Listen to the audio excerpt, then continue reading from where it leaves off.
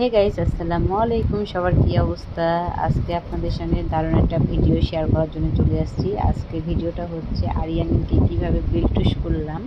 আসলে অনেক গরম, আর এই গরমের কারণে তাকে আমি বেল্টুস করে দিলাম, কারণ যেহেতু সামনে শীত, এই জন্যে আরও বেল্টুস করার ইচ্ছা হইলো আর কি। হঠাৎ করে প্ল্যান করলাম যে তাকে বেল্টুস করব, আর ইচ্ছা হয়েছে, ব্যাস চুল কাটাও শেষ। তাকে চুল কাটতে নিয়ে চলে এসেছি। আর আমার ছেলে অনেক অনেক শান্ত, মানে আপনারা এর আগেও ভিডিওগুলো দেখেছেন যে সে কীভাবে শান্ত হয়ে বসে থাকে। তাও আমার অনেক ভয় করছিল, যেহেতু মাথা যেন না কেটে যায়। এই জন্যে ওর পাপাকে বলছে ওর মুখটা ভালো করে ধরে রাখো, সে যেন নড়াচড়া না করে। আর এই জন্যে তাকে আমরা আসলে কেয়ারফুলিভাবে তাকে বেল্টুস করাচ্ছি। আর আমার ছেলে অনেক শান্তশিষ্টভাবে চুলগুলো কেটে নিচ্ছে।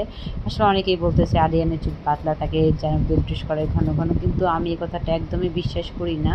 কারণ আমার আপুর ছেলে মেয়ে রাউফের ভিডিও তো দেখছেন, রাউফ জন্মের পর থেকে মাত্র 3বার বেল্টুস হয়েছে, তাও তার মাথায় অনেক অনেক চুল। আর আমার ছেলেকে এ বয়সে, তার 2 বছর হয়নি, তাও তাকে আমি 3বার বেল্টুস করে দিলাম।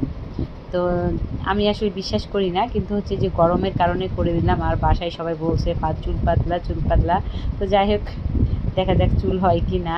তো আগের যুগের নানি দাদি সবাই বলে যে যত বেল্টুস করা যাবে, মানে ন্যাড়া করা যাবে, ততই নাকি চুল গজাবে মাথায়। এখন আল্লাহ জানে চুল গজাবে কি না। আমার ছেলের চুলটা একটু পাতলা, তো প্রবলেম নেই। যাই হোক, তো এই তো তাকে বেল্টুস করার পরে আমার বাজারে নিয়ে আসছে, আর এসে সেই ললিপপ ধরে নিয়েছে, আর ললিপপ নিয়ে সেই মহা খুশি, এদিকে ওইদিকে নাচাচ্ছে। এই যে বাসায় আসা মাত্র সে ললিপপ খাবে, তাকে ললিপপ ছেড়ে দিয়েছি, আর সে ললিপপ খাচ্ছে আর অনেক মজা পাচ্ছে।